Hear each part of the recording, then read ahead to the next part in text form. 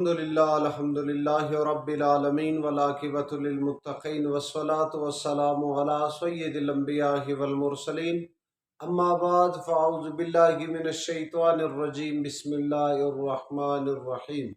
سامعین و سامعات، ناظرین و ناظرات، السلام علیکم ورحمۃ اللہ وبرکاتہ۔ ایک سوال یہ کیا جاتا ہے، کیا قربانی لینے کے بجائے ان پیسوں کو کسی غریب میں تقسیم کر دے؟ کیا کوئی غربا کو دے دے؟ اس سے بہتر نہیں ہوگا؟ سن لیجئے، کوئی مسافر نہ ہو، مقیم ہو اور مالدار ہو، یعنی صاحب نصاب ہو، اور 92 تولہ چاندی کا ان کو میسر ہو، یا 1 تولہ سونے کا ہو، پھر بھی ان پر قربانی کرنا واجب اور ضروری ہے۔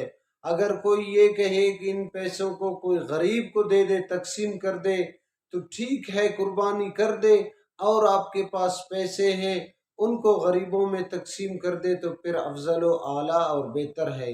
یعنی جس پر قربانی کرنا واجب اور ضروری ہے تو وہ قربانی کر لے۔ اگر ہاں کوئی صاحب نصاب نہ ہو، یعنی قربانی کی استطاعت نہ رکھتا ہو، پھر بھی علماء کرام فرماتے ہیں بہتر طریقہ یہ ہے کہ ان 3 دنوں میں رب کریم کو سب سے بہترین عمل پسند ہے، وہ یعنی جانور کا ذبح کرنے کا خون، جو خون بایا جائے، وہ سب سے رب کریم کو افضل و اعلیٰ عبادت ہے، یعنی ان کو کر دے۔ ان 3 دنوں میں اکثر یہی کوشش کر دے، نفلی قربانی کر دے، یا جن پر واجب ہو وہ واجب ادا کر دے، افضل و اعلیٰ ہے۔ ہاں ٹھیک ہے، کوئی کہتا ہے کہ پیسے غریب میں تقسیم کر دے، یہ بھی سن لیجئے، گوشت کو تقسیم کرنا بھی غریب کا مدد ہوتا ہے، امداد ہوتا ہے۔